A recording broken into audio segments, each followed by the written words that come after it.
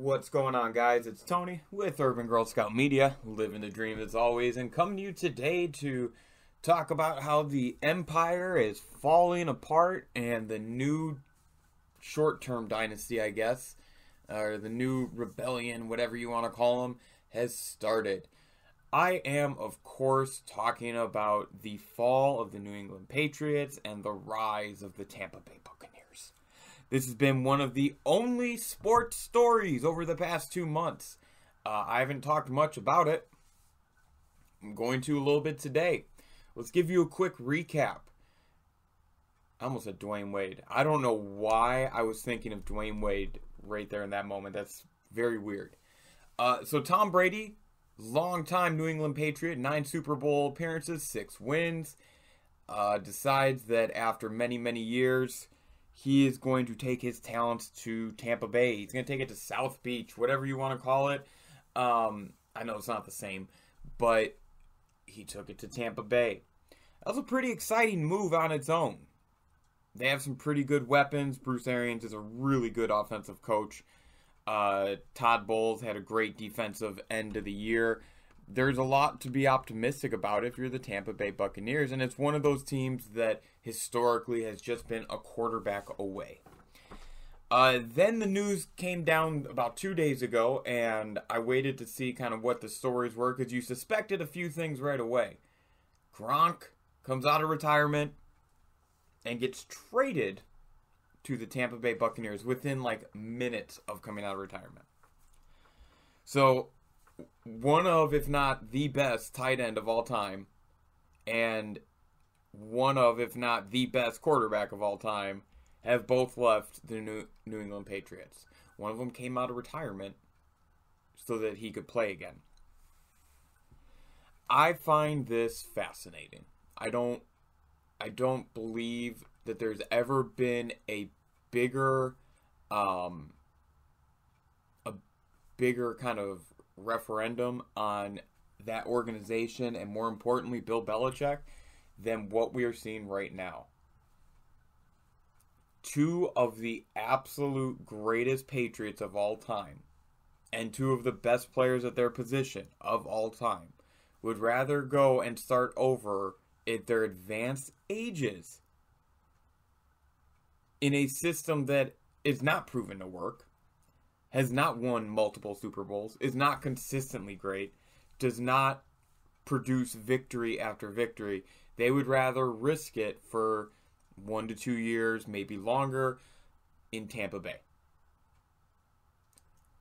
Whereas if they stay in New England, they know that they are likely winning their division, and at least making it to, the second weekend of the playoffs, if not the third weekend. I mean, come on, guys. You got to see it. You got to see it. You got to see that Coach Belichick, he has his guys practice in the snow, okay? Remember that a few years ago when it was the blizzard and the game, it was like the playoffs, I think it was when they played the Ravens like 3 or 4 years ago. And it was snowing so bad that a bunch of services were shut down, but he made his players come into practice. That is really the essence of Bill Belichick. No off days, do your job. And I get it. I'm not mad at him for it. The dude's been successful. But it has to speak volumes on him right now that he's got the 2 best Patriots of all time still able to play, willingly leaving.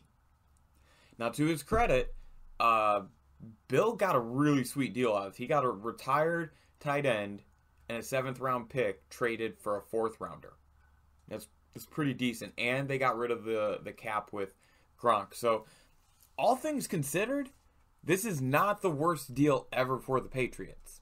Losing Brady was tough. They're going to get a pick next year for him, compensatory pick. Like there's a lot of factors to it, and I'm going to give some positives for New England here in just a moment. But man, you have to admit, huge way of looking at it is, why wouldn't you want to play in a system that's proven to win for almost 20 straight years, and has 9 Super Bowl appearances? Why wouldn't you want to go back to that? And end your career there. Oh, because it's not fun, because you're tired of getting pushed around, because you want to be treated like a sports superstar. Fair enough. Now, on the other side of this, and there is another side to this, because Tampa Bay isn't the only winners here. Even if they are like the second overall favorite in the NFC to come out and represent them in the Super Bowl. New England has 22 draft picks over the next 2 years. And I don't know if I'll post this here the day before the draft, tomorrow, the day of the draft, or, well, I should probably do it one of those two, because if I wait till after this, we don't know what's going to happen, but New England's going to get a quarterback in the next 2 years, and my prediction is that within that time frame, that first year, the rookie year, it's going to be all about the learn. But the sophomore year, that's when New England's back.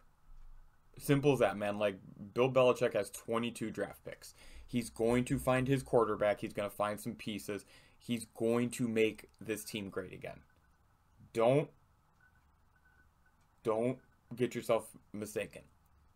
He is going to get it done. So, I don't know if it'll be this year. I don't know if it'll be next year. You hear a lot of information and just too much to cover in one of these videos or one of these talks here, in my opinion at least. But a lot of talk about, what's the dude's name? Justin Herbert, who's the guy from Clemson's coming out next year. I mean, just a ton of prospects that if you're Coach Belichick, you essentially have your pick of the litter. A lot of former Patriots throughout the league, so I'm sure, I don't know exactly who's where. I mean, the Titans, but that's an easy one to remember. And then, he did hook up San Francisco. Remember that? He hooked them up. Jimmy G got them to a Super Bowl. So, but yeah, guys, don't be surprised. My guess is that Gronk and Brady had talked about this for a while. My guess is that Brady said, hey, I'm pretty sure I'm leaving. If I do you want to come play where I go? Even if they didn't say it was Tampa, they talked. Don't be fooled. So, congratulations to both sides. I think they both did pretty well in the trade, and we will see what happens. I mean, time will tell. New England's going to be a bit of a dumpster fire for next year and possibly the year after. But I'm telling you guys, the moment that they get a quarterback, and I have so much faith in Bill Belichick that I'll say he's going to get a quarterback. Like, he'll draft one or two quarterbacks, and boom, he will figure it out quickly. The moment they get their quarterback situation settled within the next year or two, it's back to business. The Patriot way is pretty solid. So Tom won the breakup here in the short term. Gronk definitely won the breakup here in the short term. The Buccaneers won the breakup here in the short term. But New England didn't really get stomped on. They got a good draft pick. They're going to get draft picks over the next few years to replace players that they've lost. And I'm confident that New England's going to stay relevant.